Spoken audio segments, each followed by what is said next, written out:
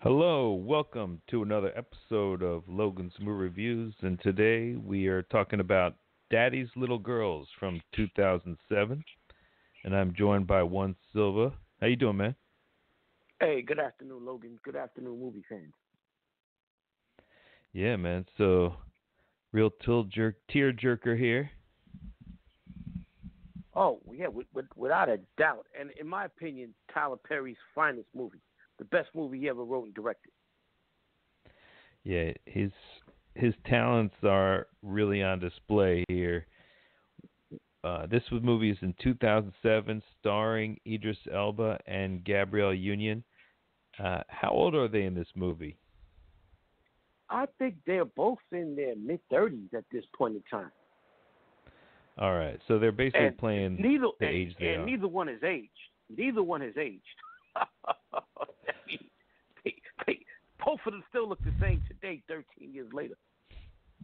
Yeah, this is like a classic thing that I think he deals with a lot, and it's that there are a lot of women that have become very successful in the black community that regard they like put themselves out of the dating market when it comes to black men because they Because feel they've been like hurt in the past. They've been hurt in the yeah, past. That's a constant theme throughout his movies. There's a movie a few years after this, starring Taraji P. Henson. I could do bad all by myself. In that movie, and that's another great Tyler Perry movie. She's in this very uh, open, abusive relationship, and she doesn't do anything about it until the man starts touching her niece. So he does this where the woman has to, and it's a constant theme in real life where black women, because they claim there's not good black men out there, rather do for themselves. I could do bad by myself. Whereas Gabrielle Union and Daddy's Little Girl, she's a successful lawyer, and she figures she doesn't need a man. She just be by herself until she meets Monty, played by Idris Elba. right. Now he's got his own issue because his his baby mama, or he marry her? That's his ex-wife, right? I think that's his ex-wife. Yeah, that's his ex-wife. Yeah. She's dumped him for the successful local drug dealer Uh-huh. and Uh-huh. and And left her played by kids. Gary Sturgis, and shout out to Gary Sturgis, who's had a tremendous career, and he could have easily been typecast three times. This is the third movie in which this is the second movie which we talk about Gary Sturgis in it, where he plays the drug lord of the neighborhood. Remember the movie Pride, where Terrence Right. Howard played the swimming coach, and Yes. he had to fight Gary Sturgis for control of the kids, and he fucking beats his ass and throws him in the pool. But Gary Sturgis could have easily been typecast because he looks the part. But what he's done is he's become a writer and a cartoon voice, because the roles for him have been limited because he has that look of a bad guy. So he, instead of being typecast and playing the same type of role, he's become a writer and a cartoon voice. So shout out to him. But he's perfect in this role as this bastard of a drug dealer who doesn't give a damn and is abusive towards Monty's kids, played by Idris Elba. Yeah, he's the worst. I mean, Yeah. talk about like in pro wrestling, we talk about putting heat on the heel. They do it here. They do it. And Monty is a good dude. And when we find out what happened to him in the past, he has a criminal record. It's because he was framed. He was Yeah. wrongfully convicted of rape because the white young woman that he was having sex with didn't want to disappoint her father and claim rape, which happens all the time, especially down south. This being in Georgia. Yeah, sometimes there's buyer's remorse, and then there's the rape charge, and no one believes the black guy, and he goes to jail. Now, what I thought was interesting was that it was ruled, I think, that it was a wrongful conviction at some point, but why wasn't that? I mean, why wouldn't that like expunge his record? I don't think it was. I don't think he was ever exonerated. I think because remember, during the court proceedings for custody, her lawyer brought up that he was a convicted felon for rape, and that he was still on Right. probation for that rape. Yeah. So why, when she saw that newscast, it was like he was wrongly convicted. So that's what I But thought was weird. But I think that was the take of the newscaster. That was right. the newscaster's opinion, and it was the opinion of the black of the black community. They've seen this Right. time after time. What I don't understand is Gabrielle Union is a successful lawyer, and she's from Atlanta, and she never heard about this guy or his case. That's a flaw in the writing in this movie. She's a successful lawyer. She's got a law degree. She has to know about his case. That's a landmark case. I guess, but you could. I mean, I suspend understand your she's disbelief. self-centered. But in this day of age, this is 2007. The internet. I mean, while social media hasn't exploded yet, it's in its infancy. Social media didn't start till 2004, 2005. The internet is strong, and Google is strong. All this other stuff is strong. You live in Atlanta, a majority black city, where this guy who was a high school and college sports star gets convicted of a rape that the entire city of Atlanta does not believe he did. She should have known this. This is the only problem I have with this movie. Well, it's still. See, Logan, I'm a nitpicker. As anybody who's been listening to this show for the last almost 10 years, I nitpick things, and this doesn't make sense. She's a successful black lawyer. She should know about this guy. Right. But she's also kind of snobby, so maybe she doesn't want to. She's self-centered. She is self-centered. Yeah. Yes. But she's bougie as fuck, so maybe she kind of purposely looks away from these kind of things. That's the only way I could think about it. She maybe she came across it years ago and was like, I don't know, that's a black issue. That's not me. It's a possibility, but still, it was all over the news. I don't see how you could be from. It's like, in my opinion, growing up in New York and being our age and not knowing about the Central Park Five. I would. To me, it wouldn't make sense.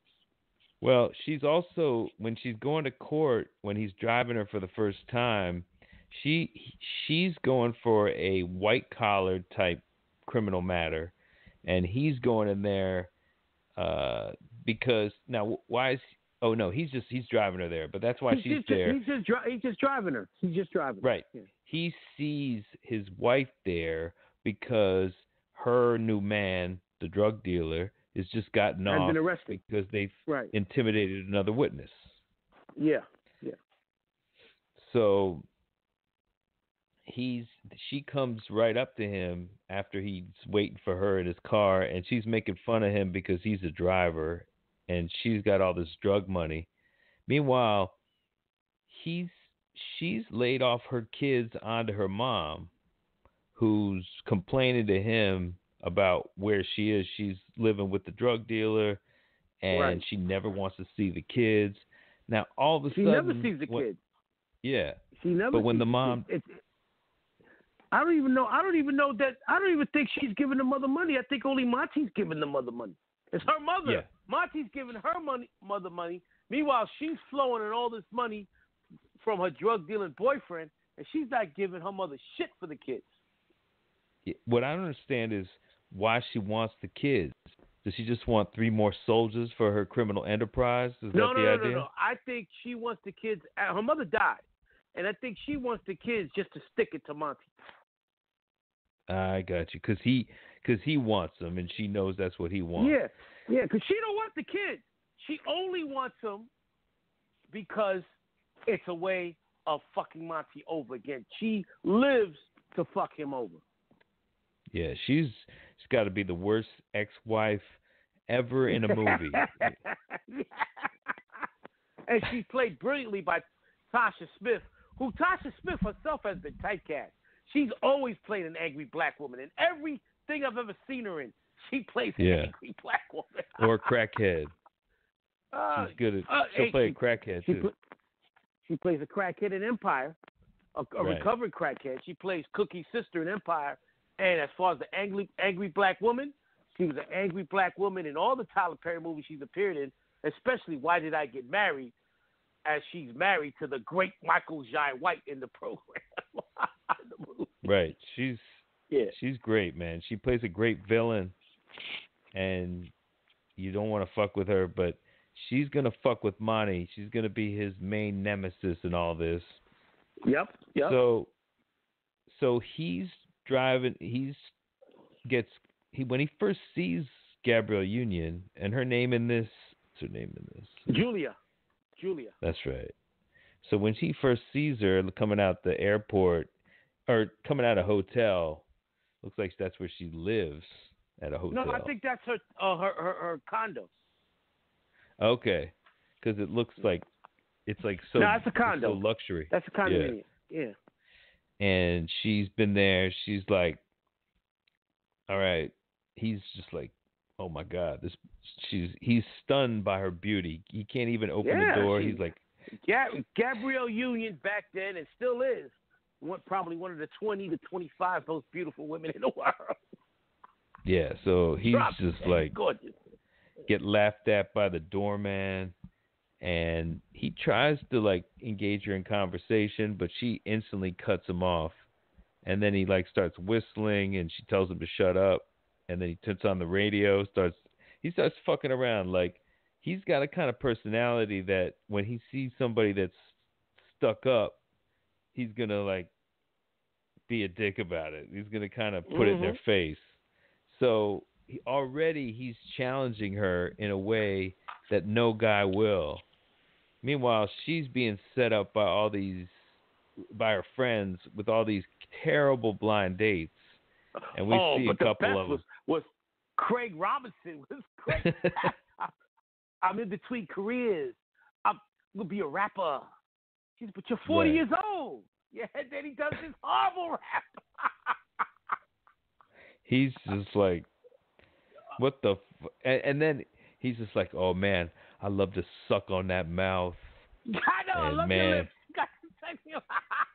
I'm going to... It's like, yo, I'm between jobs, so I decided to become a rapper. And he's like, how old are you? And he's just like, what do you say? Like, I'm 40. And I think he did 40, some joke about that, like 50 Cent. I'm 40% or something like that. That was his shit. Yeah. And he's rhyming to her. She's just like, check. He's making a scene. So she's just having one bad date after another, but she eventually meets up with this guy who looks very promising. He's a lawyer like her, good looking. He could give Idris a run for his money in the charm department. Who's this guy? The dude, that's Brian White.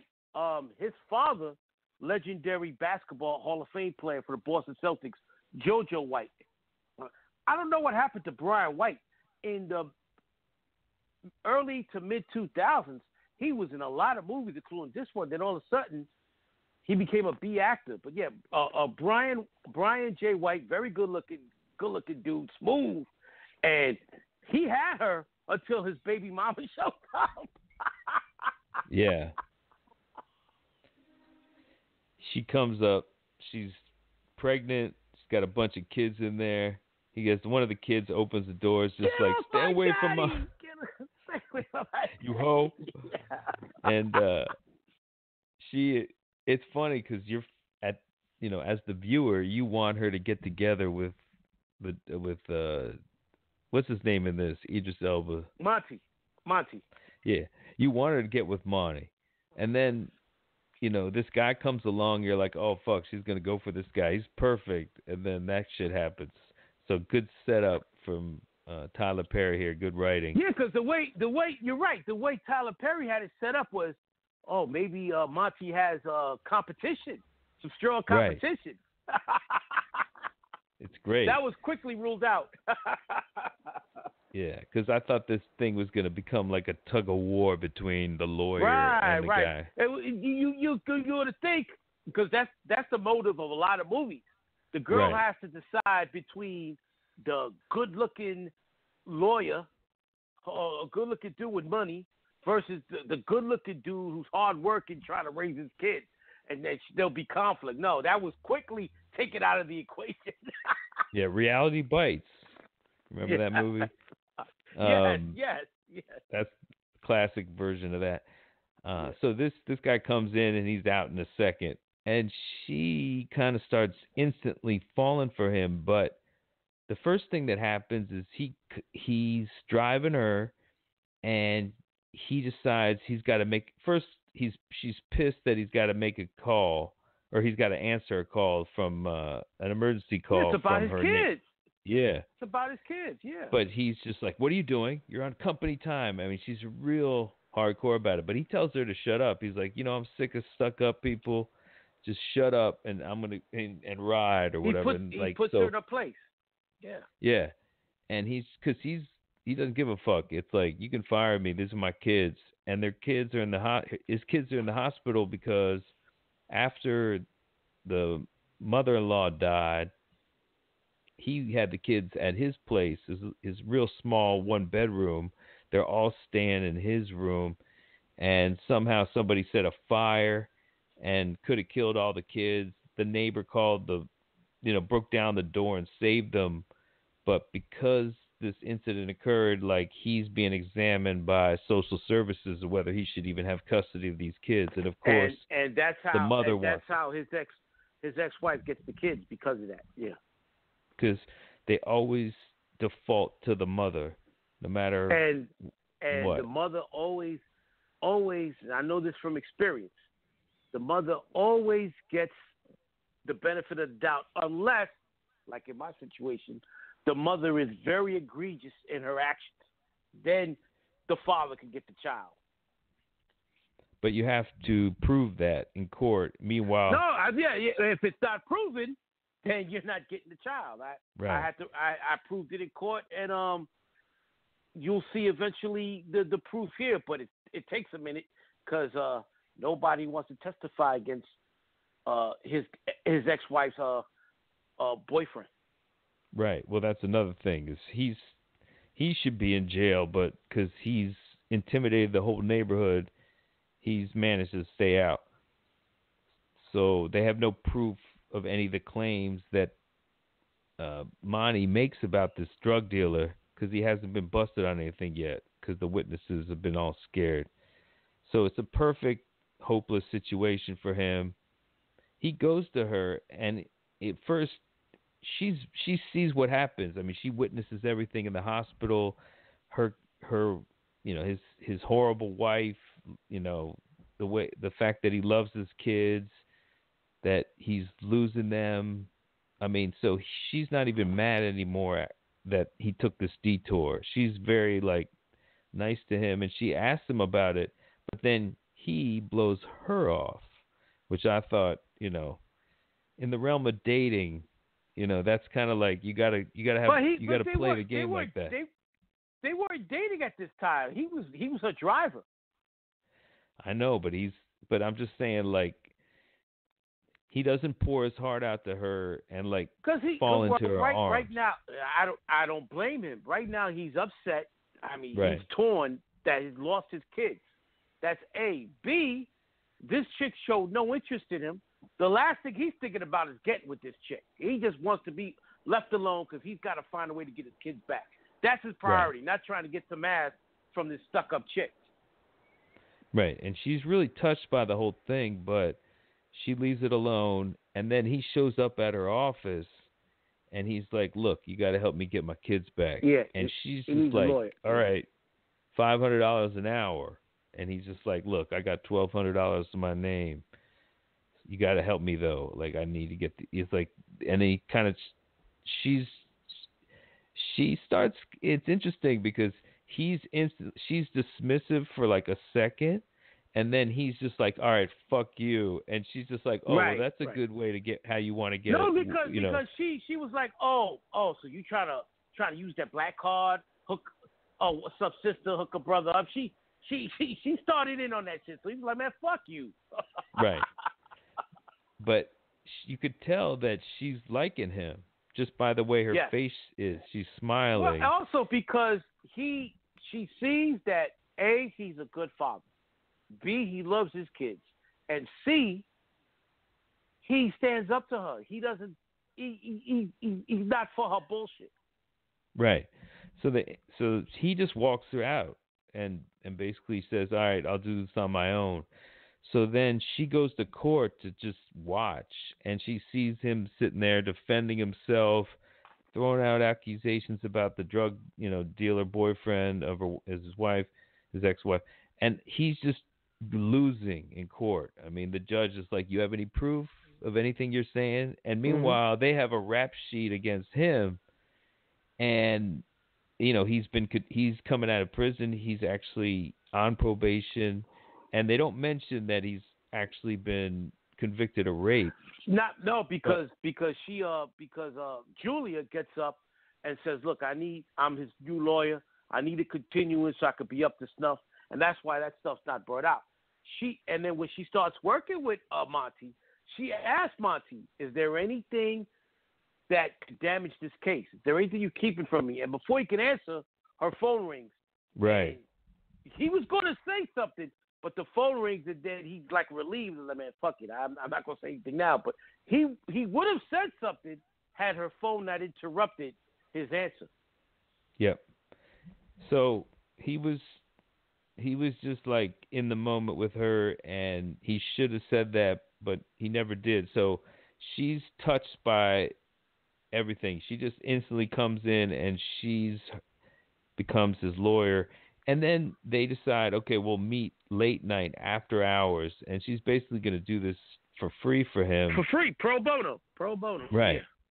Yeah. And he goes there, he works with her, and then one night after they work late, he takes her to this club because it's her birthday, and like none of her friends are like fucking with her on her birthday. I thought that was kind of weird, but I will talk about them two bitches because that's what they are, bitches. Later on, yeah. They're such fake friends, really. Let me tell you something. We'll talk about their hypocrisy later. All right, continue. Well, we should actually introduce them because they're the ones trying to set her up with all these horrible blind dates. You have Diana Ross's daughter, the star of Blackish, Tracy Ellis Ross, as one of her friends, and the other chick that played, I think, what did she play? She played Cedric's wife on the Steve Harvey show. I forgot her name. So those are her two best friends who meddle in her business, and we'll talk more because there's a couple of scenes where when I was in the movie theater with my ex-girlfriend at the time, I wanted to throw something at the fucking screen while they came on and had nerve to judge her and him. Yeah. Meanwhile, well, then they set her up with these two losers, right? Yeah, right. Total. Well, then you have this chick who could give Gabrielle Union a run for her money, the neighbor of Monty, who... we remember her, Melinda Williams. She was the co-star of The Wood in the movie that we reviewed a few years ago for Black History Month, where the young Omar Epps character lost his virginity to her, and years later they meet up again. Omar Epps plays the young boy, and Sanaa Lathan plays Melinda. It's funny. I think she's older than Sanaa Lathan, but she played the young version. Melinda Williams, who was like 30-something years old, played a 14-year-old girl in fucking The Wood. Yeah, the very beautiful Melinda Williams and Mekhi Phifer's ex-wife in real life. Yeah, she's fine too, man. Like they try to make her look not as beautiful. They try to make her look dorky. You can't hide that. You can't hide sexiness, baby. But she just coincidentally is working for Gabrielle Union as her secretary. But there is no coincidence. She's the one that hooked up Monty with the job as a driver. Oh, okay, that's right. Yeah. Because when they get into a fight, that comes up. All right, Yeah. so she's been she goes out, on her birthday. She's drinks. She takes a shot. Looks like they gave her some moonshine. But I Yeah, wasn't that sure was what she that was was drinking. moonshine, and the guy who's singing at the club was one of my all-time favorite fathers on a black sitcom. He was the star of House of Pain. He played Uncle Curtis. Love this guy. He's great. Yeah, LeVar Davis, who's great for years, and they brought the show back as the Pains. So yeah. He comes up. he's great. He's great, and he was great. He's like, "What's up, pretty lady? Oh yeah, Yeah, you need a shot. You need a he shot." looks scared. Yeah. Like he's like, she's like, I'm scared. I'm fine. And then to prove it, she takes two shots and she gets way into it. She's instantly drunk after those two shots. Yeah, and she starts dancing, and they're dancing Oh, until everybody goes he home. could have cracked her right there on the floor. I mean, she's taking her belt off in the middle of the dance floor. Yeah, she was. She had never. She had the she, time of her life. So he brings her home, and he basically is like, "I'm gonna be a gentleman. I'm gonna put her to bed, give her some aspirin, and then I'm gonna get out." but And then she starts getting all over him, and yeah, he's about to get some. She throws up, and while she's throwing up, she's like, "Musty, you can go home now." yeah. No girl wants to be seen after Ah. puking. It's not the thing you want people to remember Nope. you. So she sends, and he's like all pissed. He's like, "Oh man, I had this." And then she goes and sees her dumbass fucking friends, Yeah, these and bitches. Yeah, yeah. they notice that she's glowing, and they're like, "Oh, you got fucked," and she's like, "No," and they're like, "There's someone, we can tell," and she's just like, "Well, I'm not gonna tell you because you girls judge, and you're They're gonna judge judgmental. me." Yeah. Mm. And they're like, nah, we won't, and they instantly do the minute she tells. They really like the driver. And they're like, yeah. They're like, oh no, girl, no. I And mean, they're hypocritical because they hooked her up with a dude that was unemployed. And this dude got right? a job. Come on, get the fuck out of here. I know. And you know what? Definitely, one of these women would have said, okay, he's fine and Let me all, tell you but something. Either one of these chicks, if he would have stepped to them, oh, my team. I thought it was unbelievable because everyone thinks Idris Elba is like the best looking man in the world. So I would never think well, somebody would mention two that.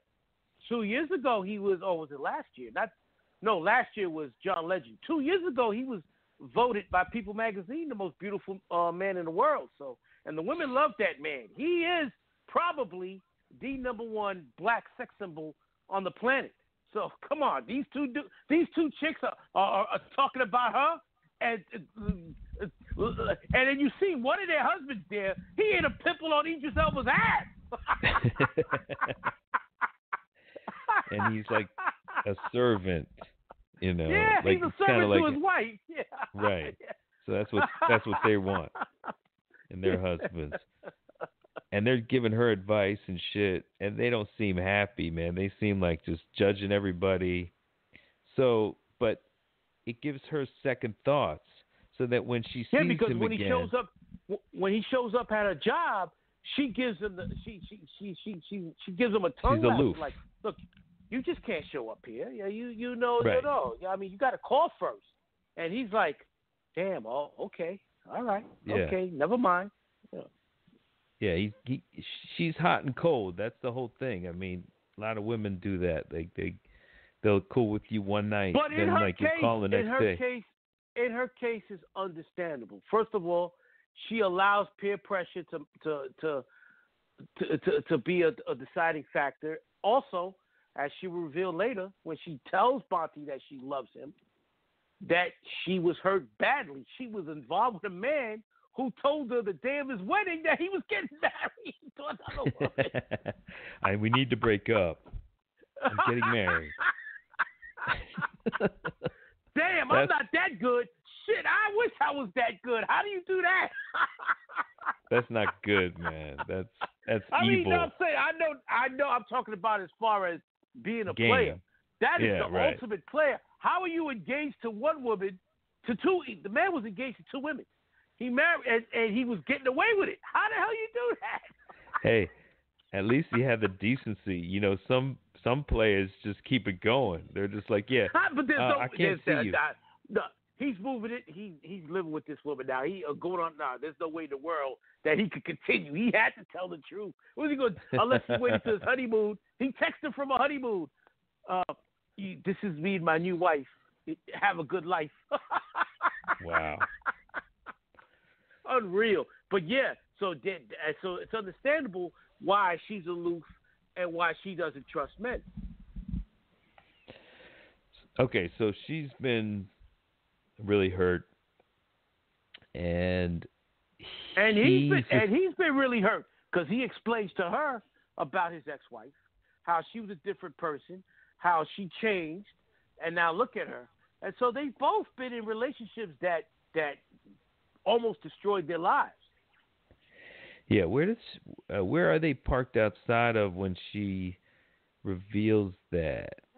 They're like parked in a car, and she's finally tells him that she's fallen in love with him. And I can't remember exactly what they were going and doing at that time, but they were.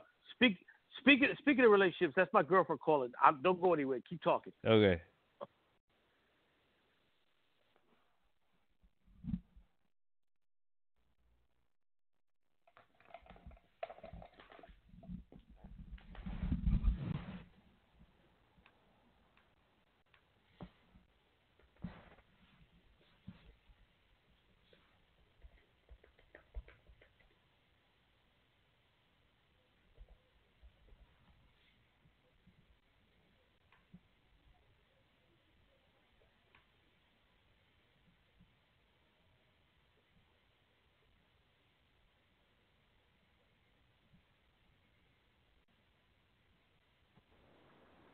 Hello? Yeah. Yeah, I'm back. Go ahead, big man. I'm back. All right. So what happens is we left out one little subplot because there are like a lot of incidents that occur that build up the one at the tension. school? The school. Yeah. Where she gets caught with a joint. Right. So the actual court proceeding where she intervenes for the first time, or is it? Yeah, it's he's being hauled in court because of that, and I think Right. that they're trying to get full custody, and they got this high priced lawyer, and the reason why that fight occurred was because they were giving his daughter joints to sell at her school. To sell. Yes. Right. Yes. And they said that if she didn't sell them, that they would kill her dad. So they were like extorting her to sell. It's fucked up, man. So that is just like, man, unbelievable. So they're working on this case, and other things start happening.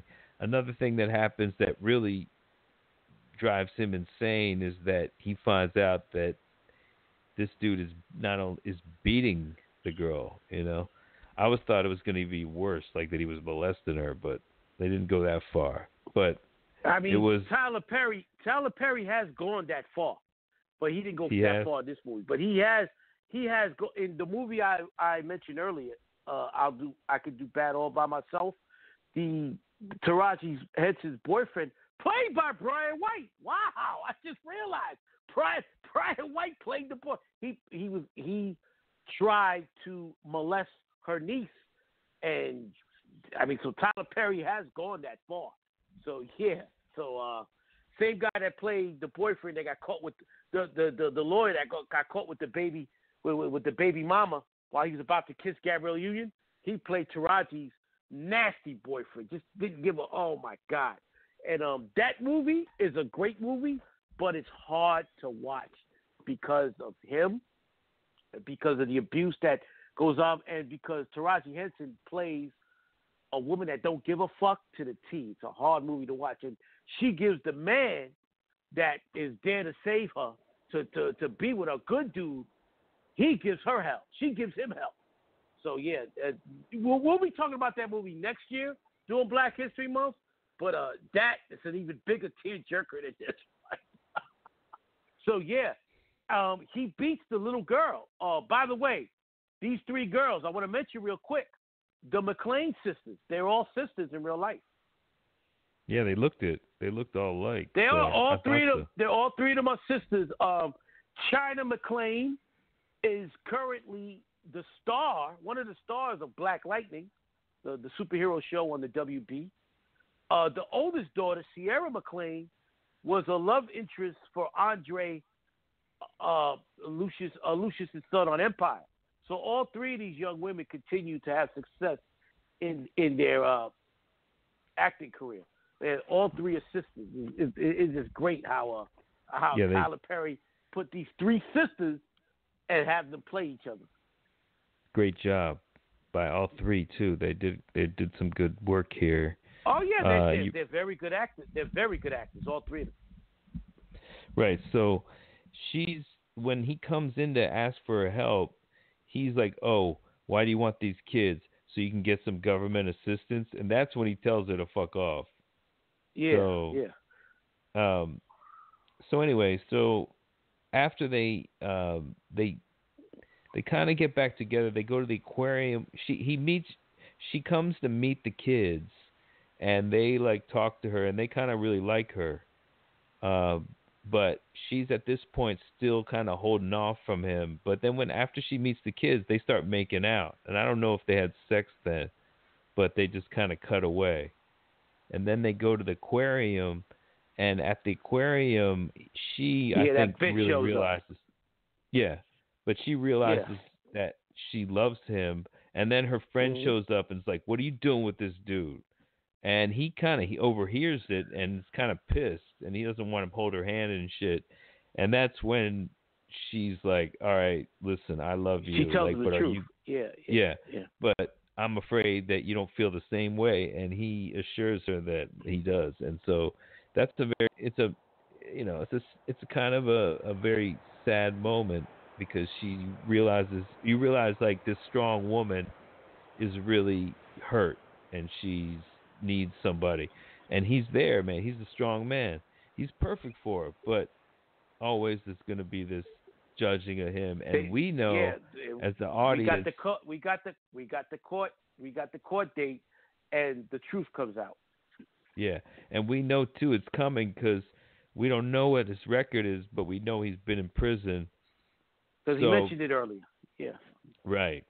But it some reason she never finds out about this. You know, you'd think you'd run a background check, but what I understand, what I brought that point up earlier. This was a case. This was a famous case. This dude was the biggest athlete in the city of Atlanta in high school, and anytime an interracial sex scandal happens, that's huge news. Huge news. The man went to jail for this. She don't recognize this guy. It's ridiculous. She's a lawyer. It's not like she's working in a factory. She's a lawyer. This was a landmark legal case. Yeah, but anyway, so Monty, after she reveals her feelings, he promises that, he won't betray her, and they continue their relationship. So then they have the custody hearing. Julia argues, for Monty, and Jennifer's lawyer fights back that Monty is not suitable to raise these kids because he was convicted of statutory rape of a 16-year-old. Just rape. Oh yeah, statutory rape, right? Statutory. Yeah, statutory rape, right? Yeah. But she actually claimed that it was rape too, because when they show the flashback, she's telling her dad that he forced her. No, he forced himself on me, Daddy. But in any case, it was still statutory rape. So the girl lied to him twice. The girl said she was 18, and she gave it to him. So two lies. Two lies. But you know what? it doesn't matter. Like, you can't have sex with a 16-year-old even if she tells you she's 18. You know, I mean, it's like you got to see some ID. But in any case, he's so in a way he wasn't wrongly convicted of statutory rape. He was wrongly convicted of forcible rape. Right. But but man, I mean, we've seen this. Like, a lot of people go to jail for having a girlfriend that's like 16 when they're like 18. It's fucked up, and they're like sex offenders. Come on, man. Which to me doesn't make any fucking sense. None. Ridiculous. I was 20 years old messing with a 17-year-old in Louisiana. Found out years later I could have been charged with statutory rape. Come on, man. That makes no sense. Anyway, so when she finds out about that, she's just like blown away, and she's so angry because he didn't tell her, and it blindsides her so much that she refuses to help him anymore, even in the case. It's like, the case is over. He's gonna render the verdict. And he tried to explain himself, and she would not allow. She was like, she just badgered him, and she right. I can't stand the sight of you. Stay away from me. Now, she goes to her friends, and when she's talking to her friends, you can tell that she doesn't want to let him go, and she doesn't want to believe that everything that he told her was a lie. Right. And so she has some deep feelings for him, and her friends are just like, oh, forget about that guy, man. Like, you had your fun. Enough of him. He was a rapist, and he would have took your money. He would have messed up your credit. Oh, please. Right. You had 3 kids. Just like that dude you hooked her up with that didn't have a job, right? Fuck out of here.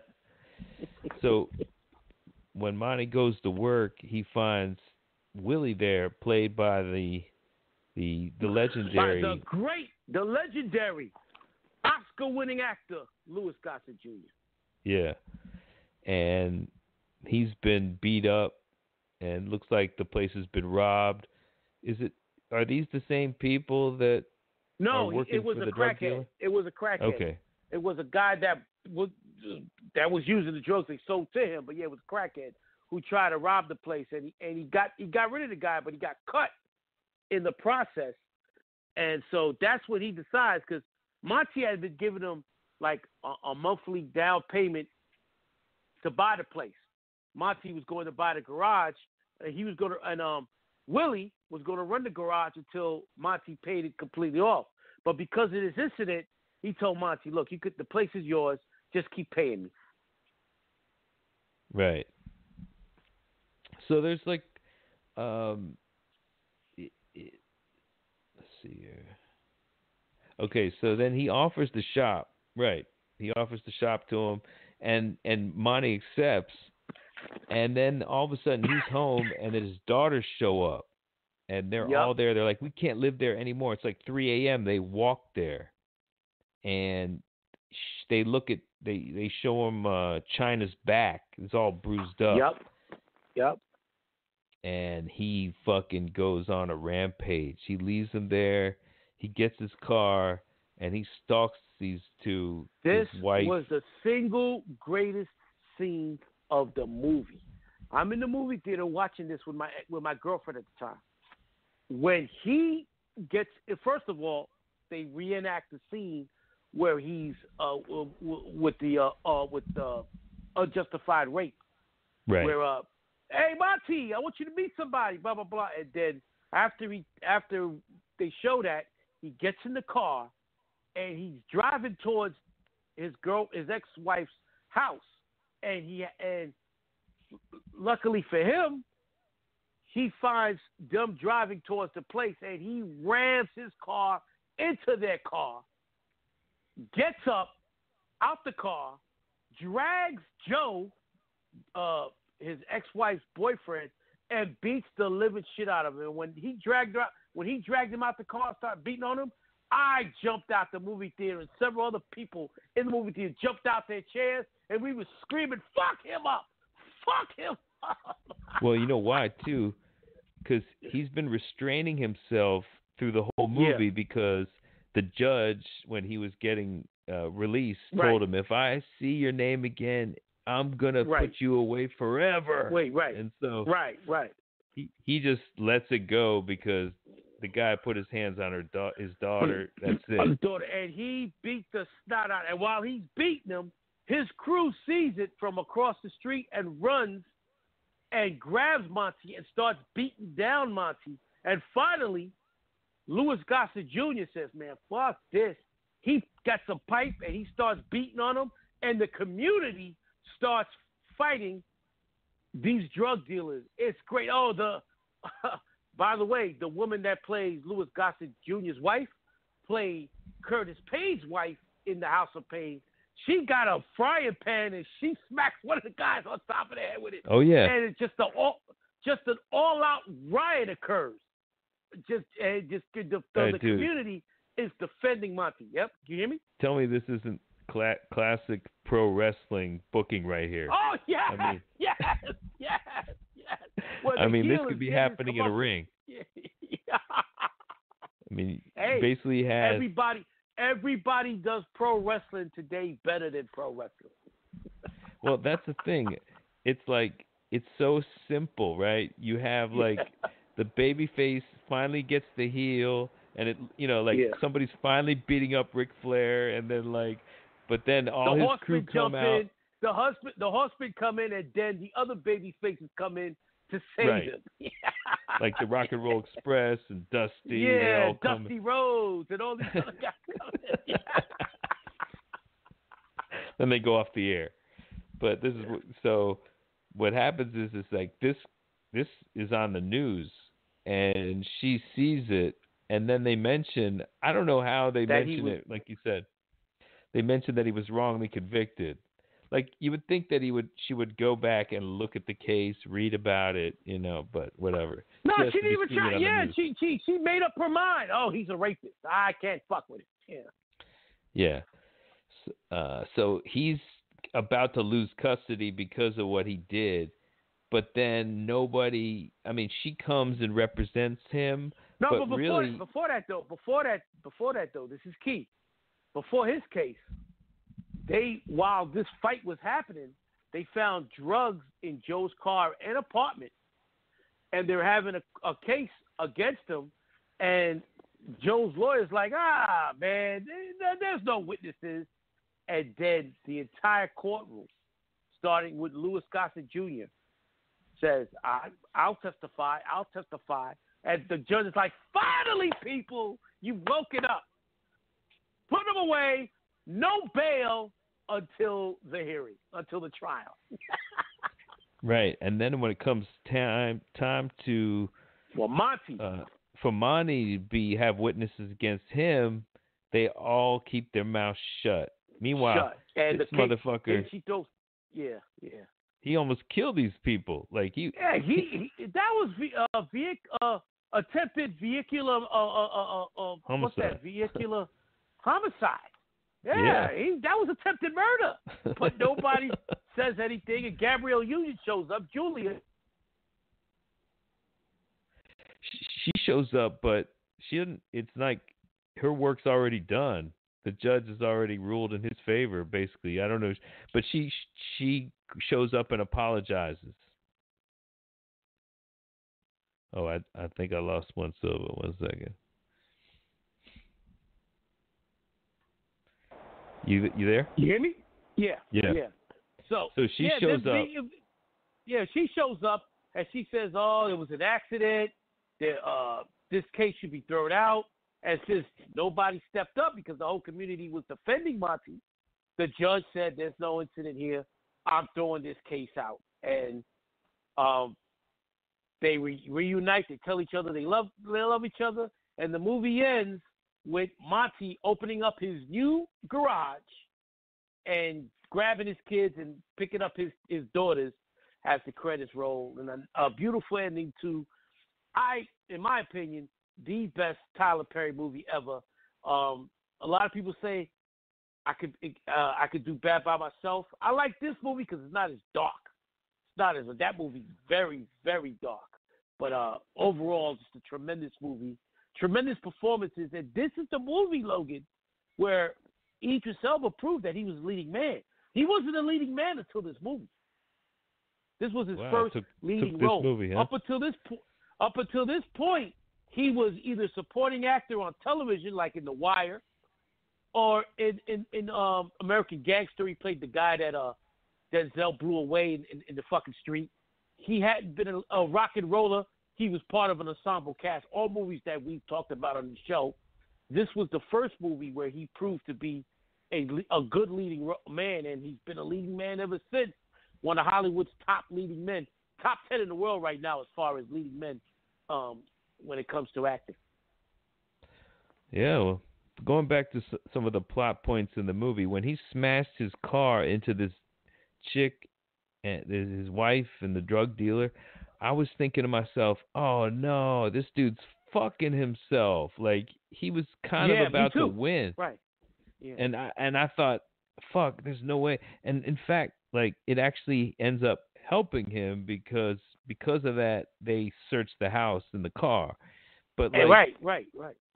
But, you know, normally this would have just been another thing of adversity that he would have to overcome, which was sort of, but it was a fake by the author because it ended up helping him in the end, which, I don't know, it's not a really good lesson there. Like, Tyler Perry's the master at faking you out, though. He is. He is. And it's funny because when I was watching this with my girl, and it was like early in the movie, I'm like, when's Madea gonna come and kick this drug dealer's ass? You just took the words out of my mouth. This was the first movie that Tyler Perry wrote and directed.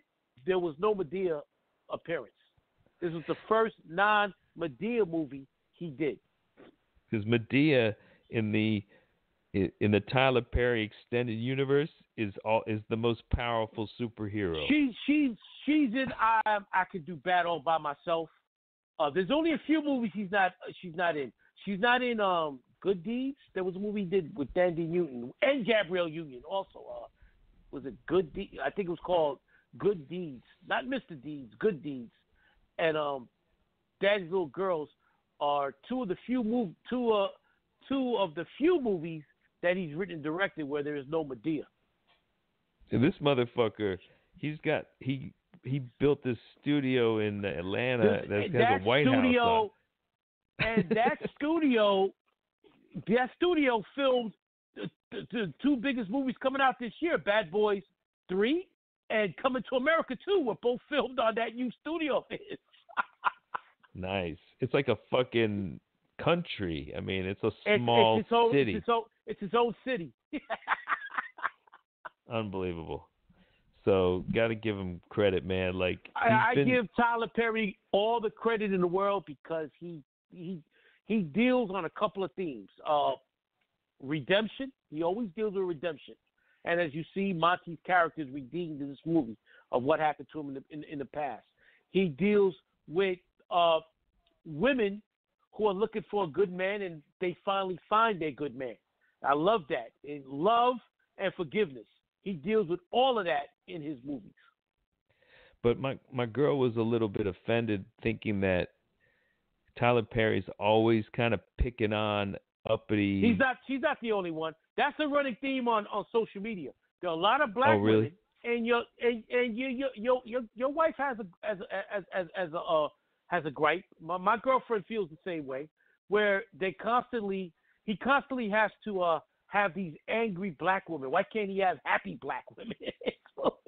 Well, they're like snobby because they always have to settle for less. That's what she didn't like. But they don't settle for less at the end. They always get that good dude. Right, but he's not successful. You know what I mean? Like, they have to go down the class level to find the good man. But you know, I don't know about that. Janet Jackson's character in Why Did I Get Married 1 and 2. Her husband dies in number 2, a death that she created, and then she winds up with The Rock, who's the successful businessman at the end of the movie. Okay. Yeah. I don't know. So not all. And Taraji Henson's the man that she falls in love with and gets with, Puerto Rican dude, in I Could Do Bad All by Myself. is on her level financially. Monty is a hard work. Monty is now a business owner, so he's going to be making money alongside his now soon-to-be lawyer wife. So it's not a class below. I don't agree with that. Okay. So there's not like a theme of like where they settle for somebody who's like less No. than. They settle for a good. A lot of times they're with a dude. They're with the dude because the dude's abusive, and they can't get out of it because they're financially. They need him financially, and because of children, they're stuck in this marriage. Like in I Could Do Bad All by Myself, Tyler Perry's first movie, where she's with this rich dude who leaves her for another woman, and now she's broke, and she winds up with a good dude, and then that dude wants her back, and she leaves the good dude for the dude that was abusive to her, but she winds up with the good dude in the end. It's not always where they're settling. I don't agree with that. So does he ever have nudity in his movies? Yeah, Temptations, hard movie to watch. There's nudity in that movie, and also everybody involved gets AIDS. Nice. Nice. That should be the title of the movie. Everybody involved gets AIDS. Oh my God! Yeah. Spoiler alert. That's funny, man. That's rough. Yeah, it's rough. So that's a rough movie. That movie is rough. Oh my God. I'm surprised Tyler Perry hasn't been like fucked with like Harvey Weinstein. Like, I guess he's a perfect gentleman with these women. Yeah. Tyler Perry has a child from an African woman that he's been dating for years. You've never heard anything about Tyler Perry. Look, when you see Tyler Perry speak and talk, very positive brother. I'd be shocked if he did the shit that these guys did. Right. When you hear these other guys, R. Kelly, Harvey Weinstein, when you hear them speak, you can look at them and say, yeah, this motherfucker here, he's a fucking pervert. Tyler Perry does not bring out those perverted signs. Russell Simmons, he comes off as a pervert. I don't see that in Tyler Perry. So you think Russell Simmons comes off like a pervert? I never felt that from him. Yeah, I always felt that. Really? And he convicted himself. I mean, the minute women came out and said he was having underage sex, he moved to Bali. He did? He hasn't come back. He's been there for 2 years. No shit. Yeah, that's funny. That man, he ain't never coming back. Well, he got enough money, dude. Fuck it. Anyway, so that's this movie. It's a touching movie, man. It makes you want to cry sometimes in this movie. And what I love about it is it's a happy ending. He gets his kids. His wife and her boyfriend his ex-wife and her boyfriend gets their comeuppance, and he gets the girl of his dreams, and and she gets a good man. So everybody went, and the kids get a nice set of parents. Yeah. Do you see when he asked her age and she's like 2012? I love that, 32. Right. It took me a while to get it, but I was like, oh. But then when she's on the phone with her friend, she's like, I'm 31. But because it was her 32nd birthday, remember? Her 32nd birthday was that night, so she was 31. Oh, right. Now, when she was talking to her friend so openly about not being able to find a man, I thought that was a little bit intentional. But that was plot driven. That's definitely plot driven because now he was overhearing that. He's driving this attractive girl. Now he knows that this attractive woman is single. Right. And she's being sent on blind dates. But it's funny that the way that he gets her is because he doesn't take her shit and he doesn't let her walk all over him. And that's kind of what she respects. Because even powerful women it's not necessarily that they have somebody just equally powerful in terms of money, but just that they have somebody that can hold their own against them because they're like strong-willed and they don't want some weak motherfucker to be their boyfriend. Right. And so he demonstrates throughout the movie to her that he's a man and he's not going to be bullied around by her. So good, I think, also how to deal with women advice in this movie. If you watch the way he behaves towards her, he doesn't take any shit, but at the same time, he's upfront with everything except that one that blows up in his face. So that's another lesson. So just lay it on the table, and you'll keep it. Don't be a liar with women, because eventually everything comes out. And it's gonna blow up in your face. One Silva knows. He has stories to tell. For days. One day we should just do a show on One Silva's adventures in dating. That should be funny. Oh my God, we might get banned off of Apple Podcast. Oh man. All right, man. Well, we'll talk next time. What do we got? We got the Oscar-winning movie Moonlight, which won a bunch of awards, and that's also the movie that they mistakenly called another movie the winner, and they won. Right? That was yeah. It was